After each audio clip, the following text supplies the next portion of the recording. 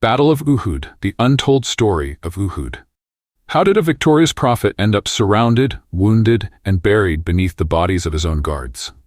Why did a slave with a javelin become the most feared man on the battlefield? This isn't just a battle, it's a masterclass in strategy, ego, betrayal, and redemption. The Battle of Uhud is a tale that proves history doesn't just repeat, it retaliates. So grab your armor, tighten your sandals, and prepare to march into one of the most dramatic chapters of early Islamic history. Because what happened at Uhud changed everything. The Battle of Badr had left Mecca not just bruised but humiliated. Picture this. The Quraysh elite, once strutting through the markets like peacocks, now reduced to whispers and mourning. Amr ibn Hisham, their firebrand leader, was executed. Many tribal chiefs were slain.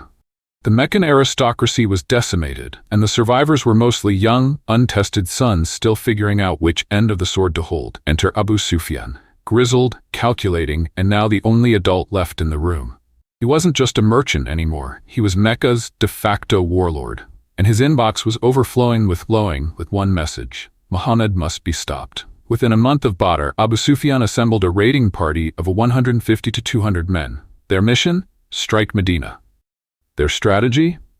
Classic Arab hit and run. Sneak in at dawn, switch from camels to horses, and cause chaos.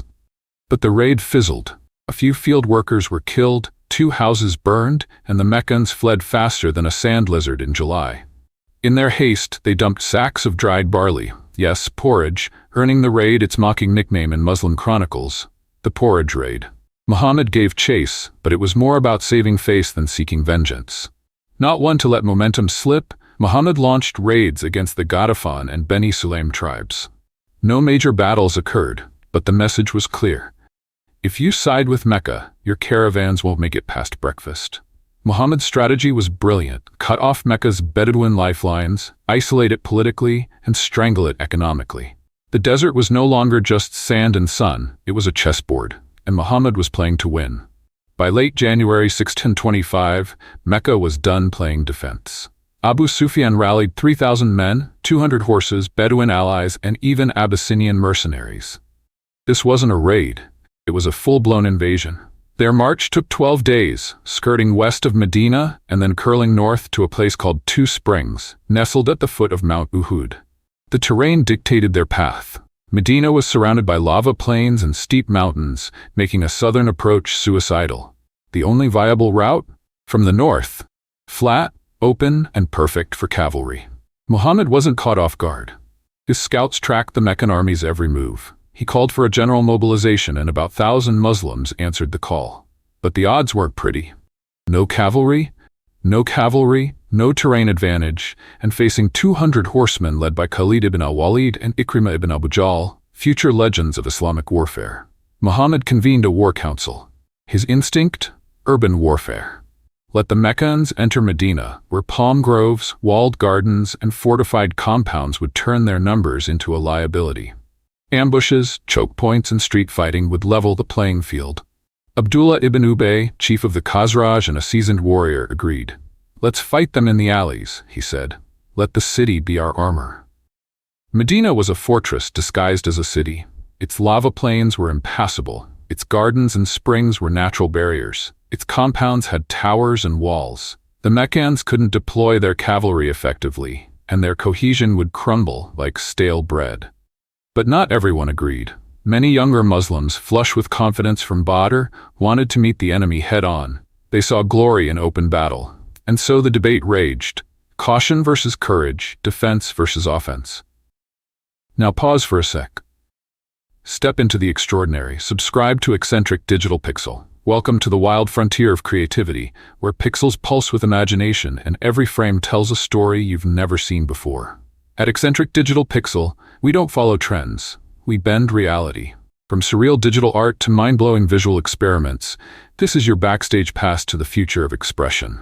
Why hit subscribe? Get exclusive access to jaw-dropping digital creations. Be the first to witness new drops by turning on notifications. Dive into a world of eccentric brilliance that inspires, challenges, and captivates. Join a community of visionaries who crave the unconventional. Don't just scroll. Experience the pixel revolution. smash that subscribe button and ring the bell to never miss a masterpiece. Because normal is boring, and you were born to see the world differently. The Meccans had marched out with fury in their hearts and banners in the wind, but they had a fatal flaw. No siege equipment. Medina, with its fortified compounds, palm groves, and narrow alleys, was a fortress in disguise. If the Muslims had simply holed up inside, the Meccan army, lacking supply trains and dependent on field crops, would have withered like dates in the sun. But Medina wasn't just a city, it was a community. And communities have opinions. A crowd gathered, buzzing with debate. Some wanted to fight in the streets, using the terrain to their advantage. Others, flushed with the glory of Badr, wanted open combat. The Prophet Muhammad, ever the listener, weighed the voices and finally chose a pitched battle. Muhammad donned his armor, retrieved his weapons, and ordered the troops to muster near the cul-de-sac at the foot of Mount Uhud. But not everyone was on board. Abdullah ibn Ubay, chief of the Khazraj and a seasoned warrior, was furious. He believed urban warfare was the smarter choice. In protest, he withdrew his entire contingent, 300 men, nearly a third of Muhammad's force, and rode back to Medina. The rest of the host pressed on, undeterred. The Prophet now had only 700 men, and of those, just 100 wore mail armor. It was a lean force facing a Meccan army of 3,000, including 200 cavalry. The Meccans arrived and camped just north of Mount Uhud. Muhammad ordered skirmish lines across the northern approaches and nightly patrols to monitor enemy movement. He surrounded himself with a bodyguard of 50 chosen men, his inner circle of steel. Across the battlefield, the Meccan cavalry deployed in a clever, if unorthodox, formation. Ikrimah ibn Abu Jahl's unit was placed ahead of the infantry, likely to harass the Muslim front with lances. But the real threat was Khalid ibn al-Walid's cavalry, positioned far to the right. His mission? Turn Muhammad's flank and crush the Muslim line from the side. To the Prophet's left lay palm groves and walled gardens, natural obstacles, but not enough to stop a disciplined cavalry charge. So Muhammad made a decisive move. He posted 50 archers on Ainain Hill, later known as the Hill of Arrows. Their orders were clear: do not abandon your post, no matter what. The morning of March 23, 625 AD, was heavy with silence. Then, a Meccan warrior stepped forward, challenging the Muslims to send a champion. Ali ibn Abi Talib didn't hesitate. He surged forward and with a single slash felled the challenger. A thunderous Allahu Akbar erupted from the Muslim ranks. The slain warrior's brother charged in fury, but before he could reach Ali, Hamza, Muhammad's uncle and the Lion of Islam, intercepted him and cut him down. 3 more Meccans challenged Hamza. All 3 fell to his blade. The Muslims, electrified by the duels, charged the Meccan line. Amid the chaos, one man stood out, Abu Dujana. Known for his fearless swagger, he tied a red headband around his forehead, signaling that he was ready to fight to the death. He carved through the Meccan ranks like a storm, reaching their camp and scattering the female camp followers in terror. Meanwhile, Hamza prowled the battlefield like a lion, seeking worthy opponents. But fate had other plans. Washi, a slave mercenary, had been hired by Hind bint Utbah, daughter of a Quraysh chief Hamza had slain at Badr. Her thirst for revenge was personal and unrelenting.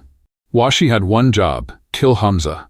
As Hamza engaged another Meccan warrior, Washi found his moment. He hurled his javelin with deadly precision. It pierced Hamza's body. The Lion of Islam roared and charged, but collapsed before reaching his assassin. Washi retrieved his javelin and walked off the battlefield, his mission complete. The sun hung high over the valley of Uhud, casting long shadows across the battlefield where destiny was about to take a sharp and painful turn. The Muslim forces, though outnumbered, had struck with such ferocity that the Meccan line began to crack like dry clay under a monsoon. Swords flashed, spears pierced, and the disciplined Muslim infantry surged forward, slicing through the enemy ranks with surgical precision. For a time, the Meccans held their ground, relying on sheer numbers to resist the onslaught. But numbers alone don't win battles, resolve does.